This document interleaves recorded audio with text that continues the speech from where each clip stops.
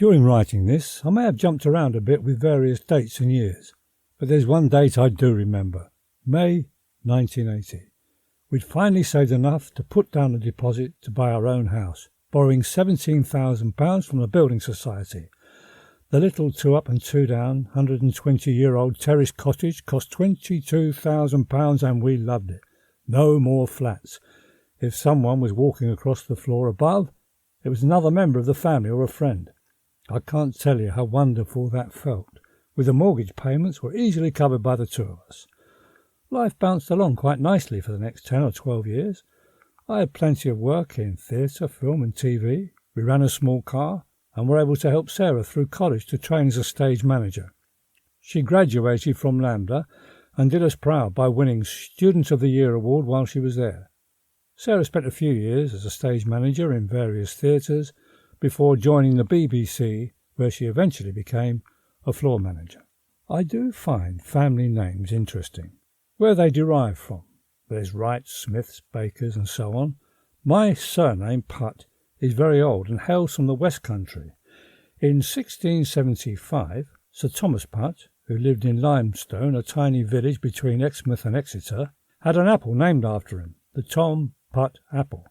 A friend bought me the tree a little while ago and it grows in my garden. Now, Sir Thomas Putt was a baron, and when he died, he allowed the tenants of his feudal estate to purchase the freehold of their properties with full manorial rights, an unheard of step in those days. Sadly, Sir Tom died without issue, and the baronetcy died with him. I could now be the Baron of Ealing or some such.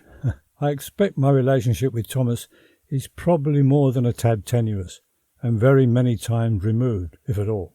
So I'll always be Mr. Not that I have any aspirations to be otherwise. My Nan's family name was Redford, and her younger brother, Doug Redford, was at the time the caretaker of Ranwell Close in Bow, where we lived for a while.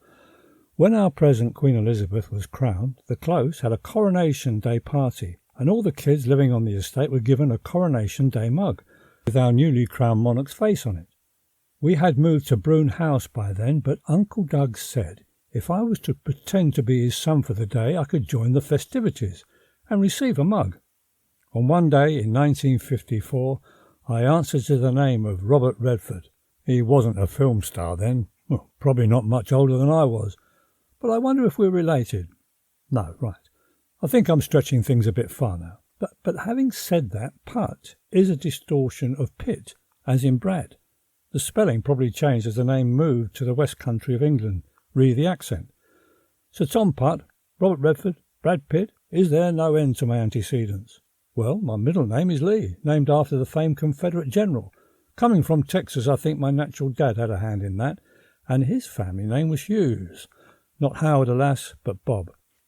I'll be working out what I am in line to the throne next.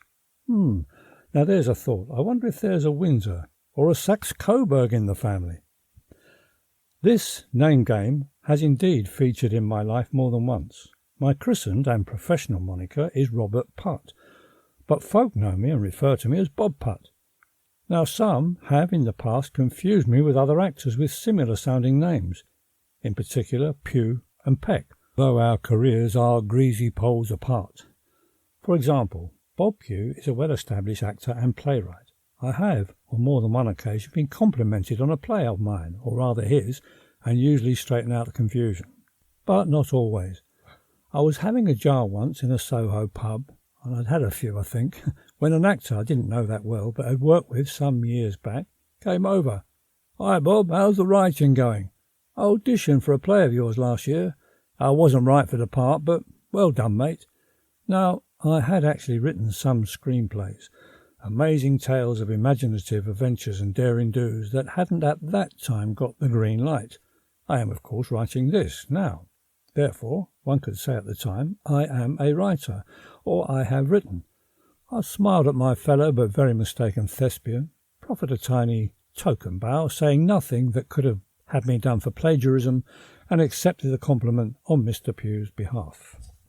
The mix-up happened once for a BBC TV series that was being cast. I think the background to the mistake probably went a bit like this. The producer, who I knew, had been asked by the director to see if Bob Peck was available and interested in playing the lead in his TV series. Somewhere down the line the name game wires must have got crossed. I got a call. I knew immediately from the confused look on the director's face and his prickly irritation that followed during the interview that something wasn't quite right. The mistake was confirmed for me a few months later when I saw the series The Edge of Darkness, brilliantly played by Bob Peck in the leading role. I've also been complimented on more than one occasion on the amazing reviews I've had for a particular performance. I've never actually met Pugh or Peck. I only know them from their work and reputation, but our paths have indirectly crossed, and they have featured, if only anecdotally, in my career. Bob Peck was a fine actor who sadly died far too young in 1999. I thought this name confusion was happening again when my agent sent me along to the Aldwych Theatre, which was the London base for the Royal Shakespeare Company at the time. I was to meet Trevor Nunn. I don't think he was knighted at that time. Confused or not, I went along. Why miss a chance of meeting one of the finest directors in the business? You never know. There might just be a chance he has a part I'd be suitable for. Trevor was seeing people for the West End transfer of Once in a Lifetime, a comedy about the early days of the talkies in Hollywood by Moss and Hart, for an extended run at the Piccadilly Theatre. I arrived at the Aldwych in good time and took the tiny lift up to his office. As the lift door opened, I was greeted by a smiling assistant. Trevor's been delayed, but he shouldn't be too long. He showed me into a plush, comfortable-looking office, motioning me to a large sofa. Do take a seat, Robert. As I settled deep into the soft fabric, I was beginning to feel just a tad awkward. My past experiences of waiting to meet a director were very different from this, especially one as prestigious as Trevor Nunn. Usually we actors, well, those of my calibre, sit on hard chairs outside a door of the rehearsal room, often situated in an old church hall or a school building, our heads bent down in a script we have practically learnt, having been up half the night reading it. There I was in the inner sanctum, where I imagine the star performers are interviewed by directors and producers, who are hoping they can persuade the said luminary to do them the great honour and be in their production. My anxiety that there has been some mistake jumped up a notch when the assistant said, Trevor shouldn't be too long. Would you like a drink, Robert? Now I stared at the guy, trying to fully comprehend what I was being offered. It was the way he said drink, indicating he didn't mean tea or coffee. Scotch or something? Yeah, scotch, thanks very much. He poured a few fingers of the amber nectar into a glass and handed it over. Cheers. Fuck me, I thought. Wait till Mr. Nunn walks in and sees me sitting on his sofa, quaffing back his best malt. Sitting in the inner sanctum of the plush Aldwych office and being offered a drink was further confirmation that surely there's been a mix-up. With nervous apprehension, I knocked the drink back in one. It hit the back of my throat and gave me a coughing fit. You all right, Robert? Would you like some water? Another drink, perhaps? No, thanks. Cheers, I'm fine. It was too early, even for me, who likes a tipple or two, to be chasing back the Scottish wine. A drink I have known from bitter experience must be treated with respect, or the day can get very off-kilter. Heaven forfend, I might start believing I have somehow been miraculously elevated to the higher echelons and missed the jump in my sleep. Had I stepped through a portal into a readjusted other dimension where I have reached my true potential in my life in art? Trevor came through the door. I stood up, waiting for the look of confusion to come, but he shook my hand and asked me to be seated. I don't know your work, Robert. Tell me about yourself. What have you been doing recently? Well, I went blank at first, which often happens for some reason, probably nerves. I mumbled through the parts of my CV I could remember. I told him something about my time in the reps, but more about my TV work, because at the time it was what I had been doing. In those days there was lots of TV plays. Play of the Month, Second City First, the Wednesday Play, and many more. So we jobbers were getting plenty of action. Trevor listened politely, and after a chat about theatre in general and the decline in repertory theatres in the province, he said, I realise I must know your work, Robert. Thank you so much for coming in. It's been a pleasure to meet you. I'll be in touch. With that, we shook hands again, and I was back in the little lift, thinking he was only being polite, and was perhaps at that moment giving his PA a right rollicking.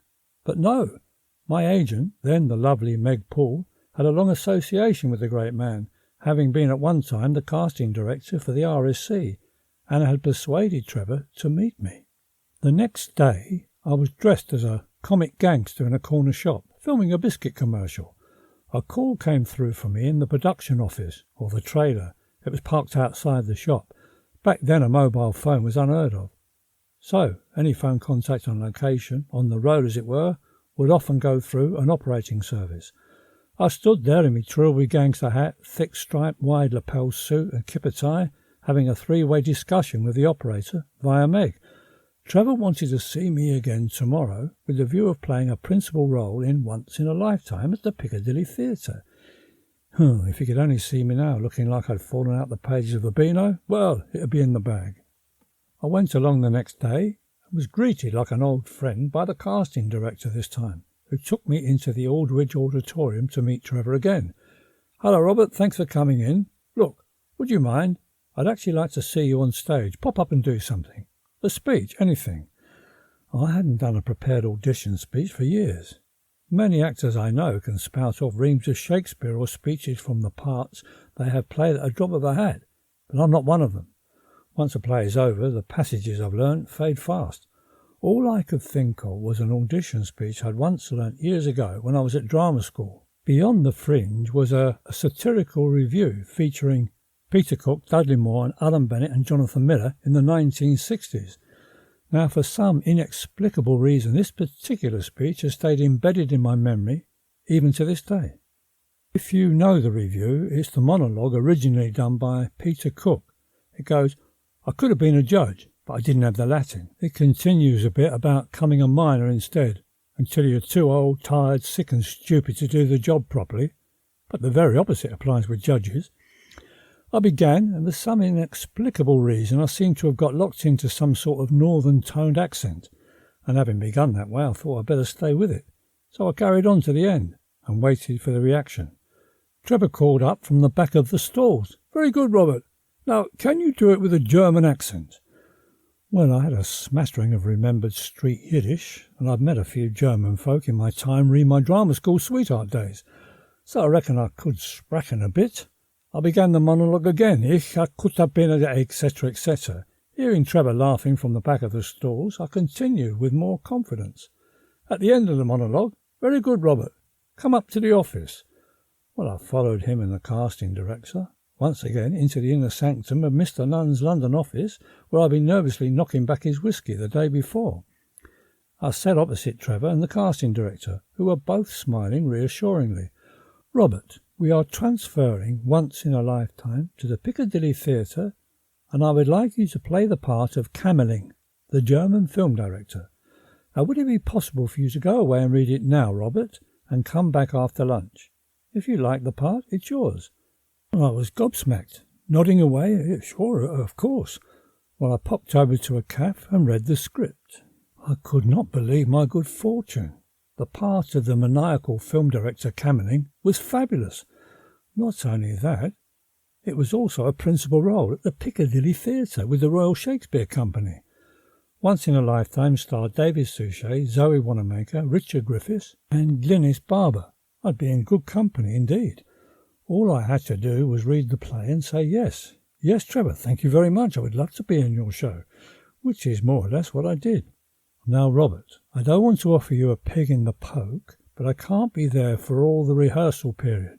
But the company have been performing the play for 6 months at the Aldwych, and I'm sure they will be a great help in rehearsing yourself and others into the production.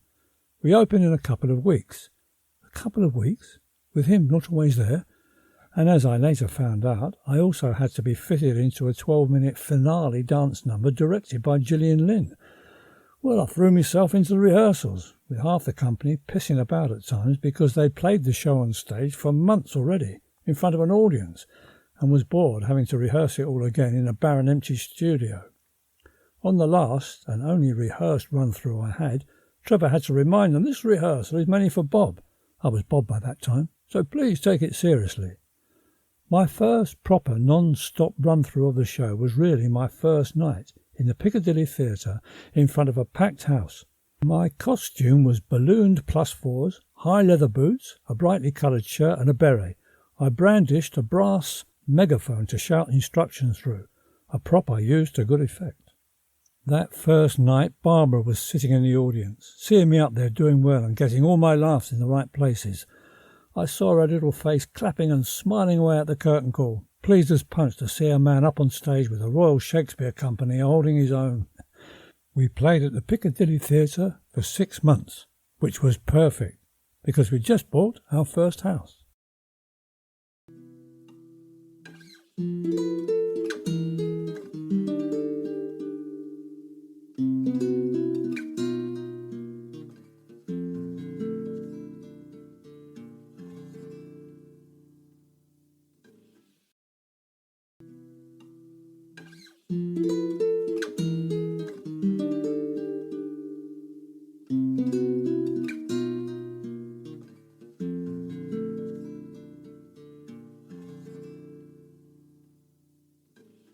Even the most meticulous rehearsed play, film or TV production, things can go wrong.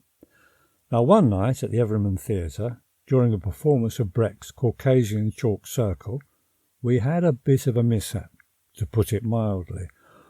Our stage set was a building site. We, the cast, arrived to perform the play for the workers. Yeah, right on, brothers. At one point in the play, I had to hold on to a pulley rope that suspended the actor playing Aztec, Roger Sloman, up high in the air and then let him drop down onto some cushioned reinforced cement bags to break his fall. This night, Aztec fell awkwardly and did not manage to let the metal hook he was attached to drop in front of him. Instead, the hook landed on his bald head and there was blood. There was a moment or three before Aztec lurched over to a wheelbarrow, thus showing his attention that he would finish the play to the end sitting on it.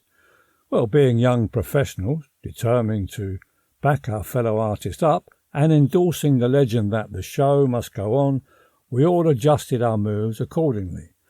Well, feeling completely responsible, as it was me holding the rope, I rushed off backstage looking for some kind of padding or bandage and grabbed a white coat out of an actor's hand that was waiting to make his entrance. I placed the folded coat gently on Aztec's bleeding bald pate to help stem the flow and to hide the bleeding gash from view of the audience, who I hoped was accepting the stage action as part of the show. I re-exited and returned a few minutes later with a large brandy from the bar, and working it into the play I gave it to Aztec. "I heard you banged your head, Governor, so I thought you could use this." Roger, gratefully taking the drink, "You're right there," and swigged it back. After the show, we took Roger to the hospital to have some stitches. But he insisted he would go back on stage the following night. What a trooper. To make very sure there was no mishaps again, from then on, I lifted Roger just a tad off the ground and at the given moment let Aztec sink bloodlessly to the floor. I got a part in a play by Peter Ustinov called Overheard, running first on tour before settling into the Haymarket Theatre in the West End for the rest of the year. In my opinion, it wasn't a great play, but it starred the adored Deborah Kerr playing opposite the comic actor Ian Carmichael. Well, with the 2 stars fan base, good houses were assured, and they were. The action of the play took place in a foreign embassy in some Soviet satellite country or province, involving a dissident rogue seeking asylum. My role was that of a security officer. It wasn't a very inspiring part. I kept going off and on stage with some fictitious, complicated embassy concerns, which got the odd laugh. My character also informed the players on stage, and of course the audience, about the unsettling events happening outside. Ian had a completely different approach to acting than I had. His was all technique, relying on what he knew would work. In rehearsals, if anyone deviated with just a word from the script or was standing in a slightly different place, he would stop and we'd have to go back. He constantly worked with his props and business, practiced pouring drinks or picking up and reading a report or a newspaper, meticulously ensuring that every prop was exactly in the same place. He said at one point, "As you see, Carmichael leaves nothing technical to chance." Well, that's good. An actor should know meticulously what they're doing technically on the stage. But with Ian, all his biz was so hardwired in that if there was the slightest deviation in performance, he could become totally discombobulated. We had been performing the play at the Haymarket for a time, and the show was well run in. Any mishaps could be covered by a bit of paraphrasing, quite often by me, because I was usually on at the same time as Ian having all the business, and I'd get the play back on the book. I'm never fazed by any mishap on stage and pride myself at being able to deal with it. Although when you are playing a comic cameo role, one's timing can go to pot if you're having to straighten out any straying off the given text or business when you come on stage. One night I made my entrance and Ian and I had just started speaking when the stage went to a complete blackout. I lurched back into the wings and growled at the stage manager in a whisper, "What's happening? What the fuck's going on?" He had no idea. On stage, I could hear Ian saying to the audience, "Oh dear, I'm terribly sorry, ladies and gentlemen." Then all of a sudden the lights came back on again. I made a quick entrance back on stage. "Oh, sorry about that, sir. The main fuse had gone, but I've fixed it." Poor Ian. He was puce, nodding and smiling with eyes popping, not knowing what to do next. And of course, your hero came to the rescue again. I paraphrased us back to the start of the scene, and thankfully the rest of the evening carried on without any further mishap. Now, I am no way criticising Ian. That is the way he worked, more old school, when everybody approached acting in a more technical way perhaps. I mean, let's face it, Ian had a glittering career in films and TV and the theatre, so who am I to pass judgment? But when the two styles clash, things can become a bit disjointed. In the long run, actors can sometimes find themselves just going through the motions because they know how and where the play works. So, when things do go a bit awry, it can have the effect of waking us all up. I was on tour playing the father, Burgess, in Shaw's Candida. Performing one night in Plymouth, an actress shut the set door on her exit a bit too hard, causing a large chunk of heavy wooden scenery to fall down. If I was a couple of feet closer, the door could have injured me a lot worse. Well, your hero picked up the heavy piece of wood and tossed it into the wings. "They don't make 'em like they used to." I got a good laugh and a little clap, which I was pleased about, I suppose, but it could have done for me. Acting on stage can be as dangerous as any job if care isn't taken. At best, things going wrong in a play can indeed keep us on our toes.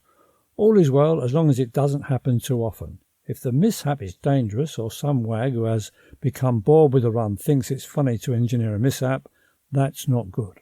Planned japes can encourage the less experienced members of a cast to join in. If we all started falling around, anarchy ensues and will fracture the structure of the play. When this happens, more experienced members of the company can become understandably very angry, and that kind of unrest is detrimental to any show.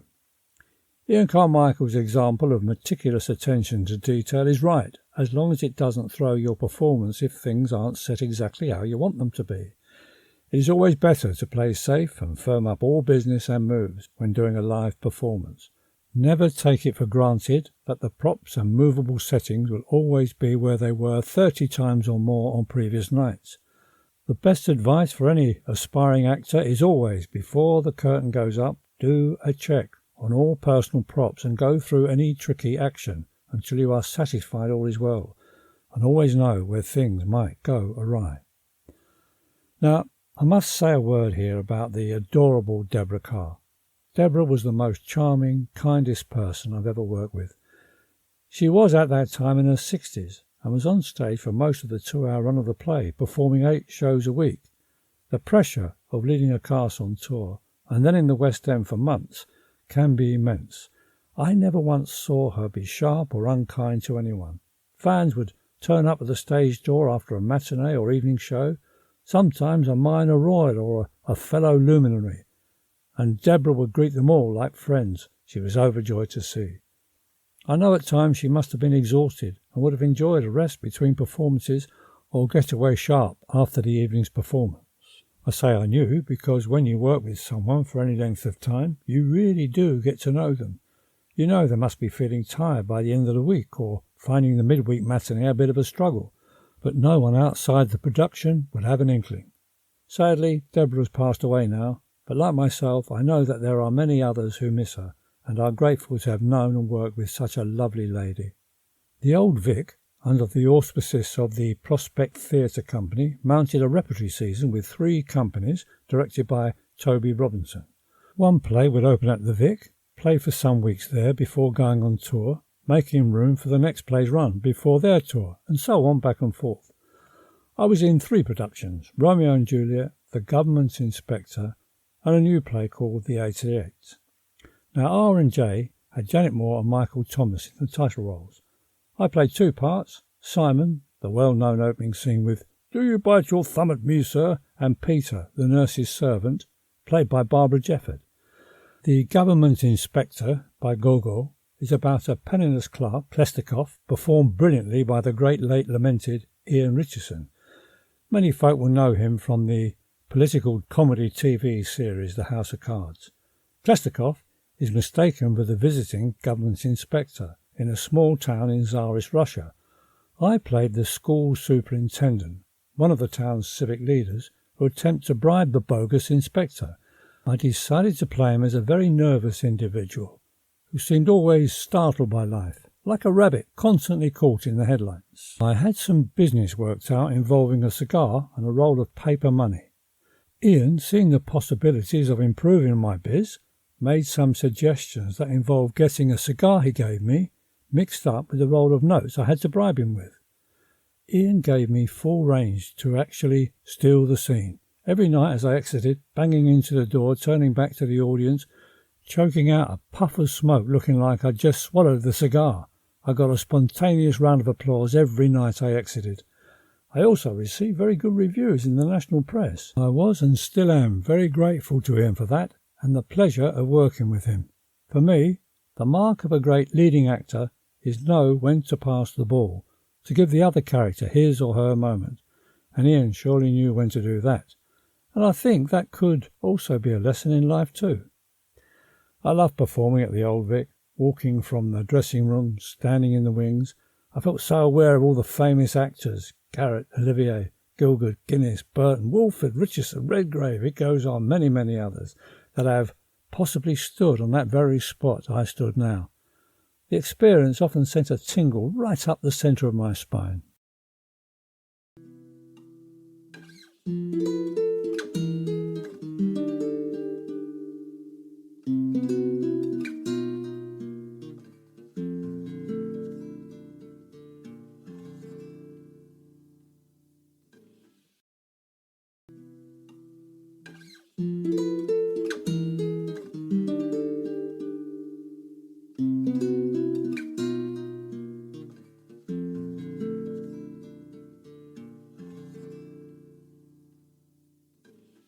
The best tour of a play I've ever been in was a tour of India with Shakespeare's The Merry Wives of Windsor. It was with the Northern Broadside Company, led by their amazing founder and leading actor-director, Barry Rutter. Broadside is based in Halifax, Yorkshire. They tour around Britain and other parts of the world, playing the classics, using the Northern voice. I was cast as Sir Hugh Evans, the Welsh parson. Now, the Liverpool accent is a sort of mix of Welsh and Irish, and living in Liverpool for a few years gave me a good ear for both. I can do a passable Scouse, know what I mean, la? And I've been in a production of Under Milkwood and played a Welsh druid. I even had to learn the Welsh hymn, Canon Lan. I can just about remember a bit of the chorus. Canon Lan, ach lawn daioni techaki. Yeah, okay. Welsh isn't a northern accent, in the purest sense, so I guess it was okay for me to join the company. Rutter, who I've known for many years, phoned me up and offered me the part because he was stuck. The actor who'd been playing Sir Hugh on the UK tour had dropped out, and a tour of India was a week or two away, and Barry couldn't find a northern actor whose work he knew and was available to take over at such short notice. Barry's strict raison d'etre at the time was to employ only North Country actors. He vaguely remembered I had some tenuous link with the north of England, and scuffling for some authenticity, keeping his bona fides intact, as it were, asked me, "Where's your family originally from, Bob? Your grandmother?" "Cleethorpes, North Lincolnshire." "So are yo." And that was it. I was their all-new Shakespeare Waller. A troop of 20s arrived in Bombay, as it was then, to be met by the British Council representative. As she introduced herself, she said, "Now the first thing you will notice, having just arrived in India, is the smell. With such a mass of humanity, our sewage system, such as it is, cannot cope. But you will get used to it." And she was right. After a day or two, we hardly noticed it. The Asian folk sure love and know their Shakespeare, and in particular, The Merry Wives of Windsor. I think it's because it touches on arranged marriages. Some nights the audience would quote with us at various well-known phrases in the play. Their enthusiastic reaction to our comic antics was a bit like performing panto in Britain, where the audience are less inhibited than watching a straight play. Our first performance was in Pune. We stayed in a small hotel on the outskirts of the city. It was the start of Diwali, the festival of lights. Street vendors were making flower garlands and calling out Happy Diwali to everyone that passed, including ourselves, which we, of course, chorused back, as if at home wishing everyone a happy Christmas.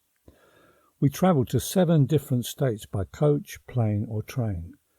The internal airlines rattled about as they took off and landed. We got quite shook up in flight by the slightest turbulence. The planes are dry, no booze. We were given cups of tea or orange juice instead, with a sandwich in a cardboard box. Travelling by coach was the best, because we got a true sense of the country. One minute we'd be cruising through a local market, full of colour and atmosphere, with snake charmers and acrobats.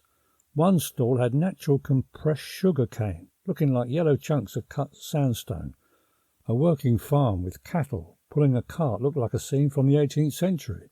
Further along in a field was a lake with an old cart stuck in the middle, which could have been an ideal subject, reminiscent of Constable's Haywain.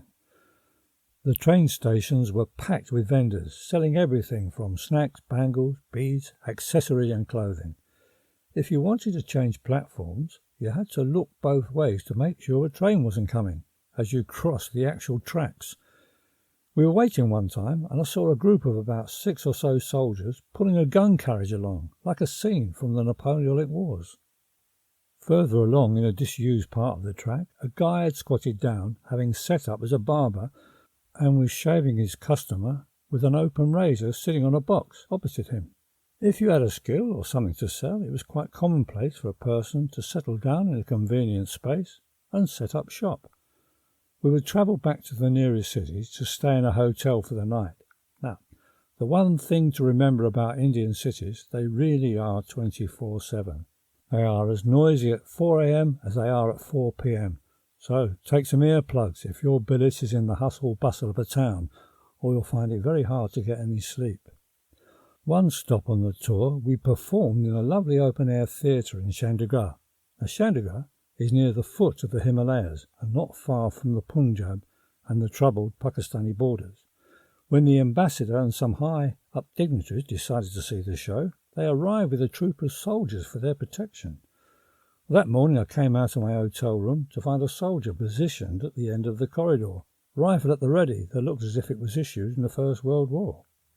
The lad was slight of build, and his big gun so heavy it looked as if he was about to topple over at any minute by its weight. Maybe he was tired, having been standing on sentry duty all night, and was in need of a bit of shut-eye.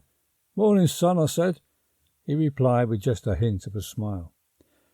We had a packed house with folks standing on every available space. The troop of soldiers decided to take up residence in a circle actually on the stage, in full view, as if they were part of the play. Well, it was only a small stage and crowded already. We hadn't opened with the first scene yet. Us actors were all togged up in Elizabethan costumes. The soldiers were all dressed as, well, soldiers. We would find it hard to ignore them, being so close to the action, and could not in any way refer to the troupe as part of the play. It wouldn't make sense. Rutter stepped out in front, and in his best friendly Yorkshire accent addressed the troupe. "Now, come on, lads.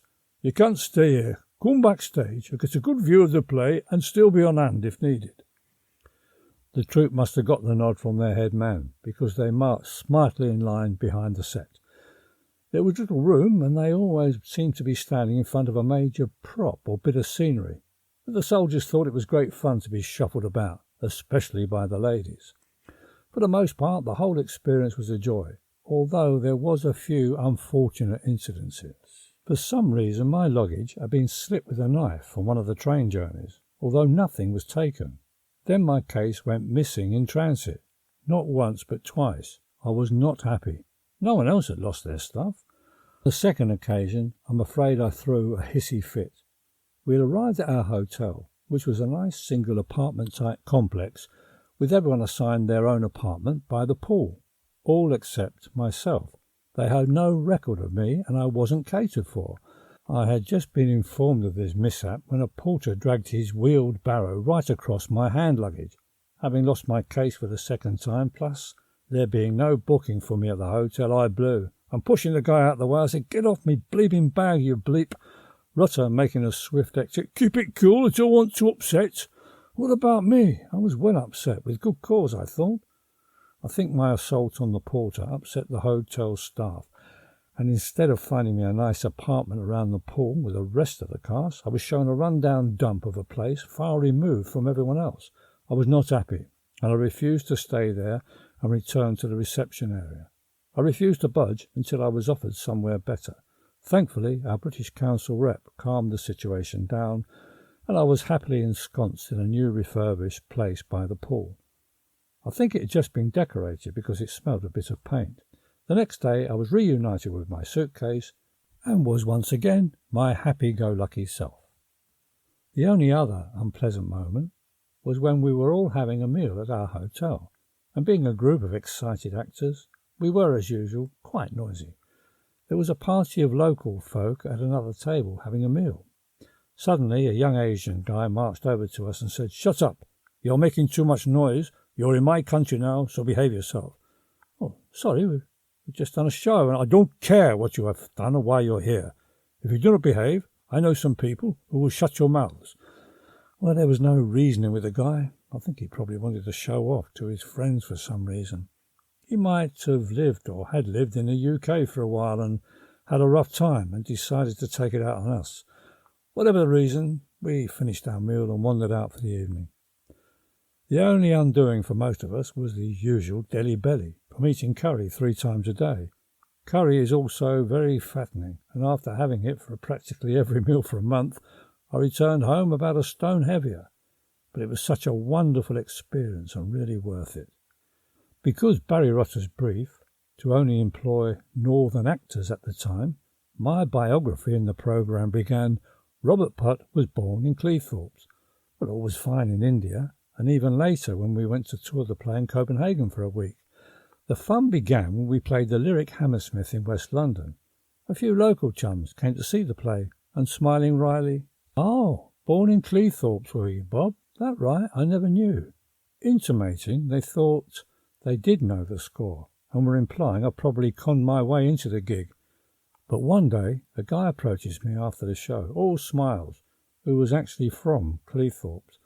I let him down gently, and lying through my teeth, I said, "Yeah, I was born there, but my family moved to the south when I was a kid, so I'm sorry, I can't remember much, well, nothing really, about the place. I mean, I'd never been there, I only had a vague notion of where it was." I could tell he was looking forward to doing a bit of nostalgic chat about town bit. Though disappointed, we parted as brothers.